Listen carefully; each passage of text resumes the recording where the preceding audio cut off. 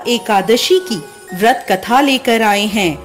एक समय की बात है, युधिष्ठिर महाराज भगवान श्री कृष्ण से पूछने लगे, हे माधव, ज्येष्ठ मास के कृष्ण पक्ष में आने वाली एकादशी का क्या नाम है तथा इसका क्या महत्व है, मुझे विस्तार पूर्वक बताइए।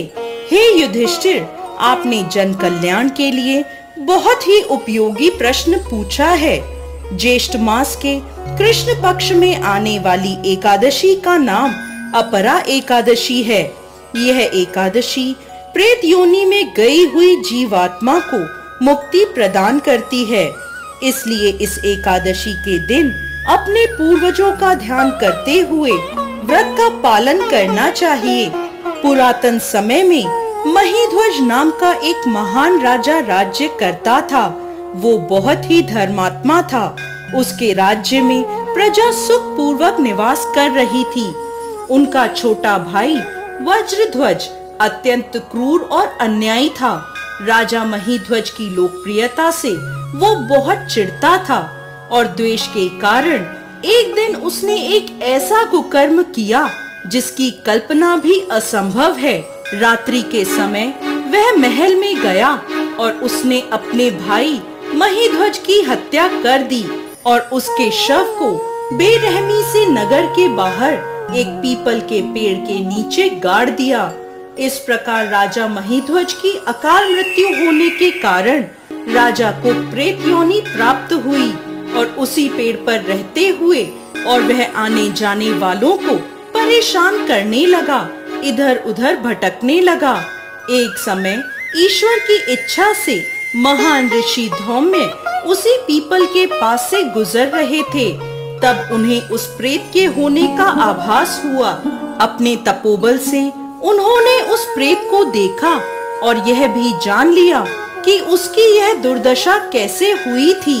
उदार मन वाले ऋषि ने प्रेत की योनि में रहने वाले राजा को पेड़ से नीचे उतारा और उन्हें परलोक विद्या का दान दिया। करुणा से वशीभूत होकर ऋषि ने राजा को प्रेत योनि से मुक्ति प्रदान करने हेतु अपरा एकादशी का अनुष्ठान किया और उन्होंने एकादशी का पुण्य फल राजा को अर्पित कर दिया।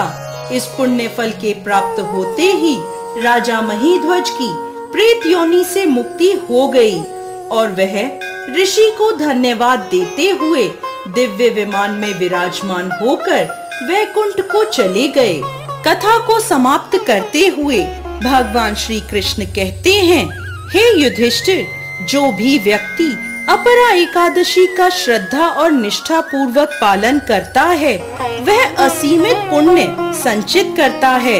यह एकादशी ब्रह्म हत्या, भ्रूण हत्या, धन संचय के लिए शास्त्रों का अध्ययन, गुरु की निंदा आदि पापों से मुक्ति प्रदान करती है। शास्त्रों में मनुष्य जीवन में करने योग्य कुछ पुण्य कर्म बताए गए हैं, जैसे कि कार्तिक मास में पुष्कर में स्नान करना, काशी में महाशिवरात्रि का पालन करना, गया में पिंड दान करना, पुष्कर में स्नान करना, माघ मास में प्रयाग में स्नान करना, स्वर्ण का दान देना, भूमि का दान देना आदि। वर्तमान समय में जो व्यक्ति यह सभी पुण्य कर्मों को नहीं कर पाते वह इन सभी का फल अपरा एकादशी का व्रत और पूजन करके प्राप्त कर सकते हैं।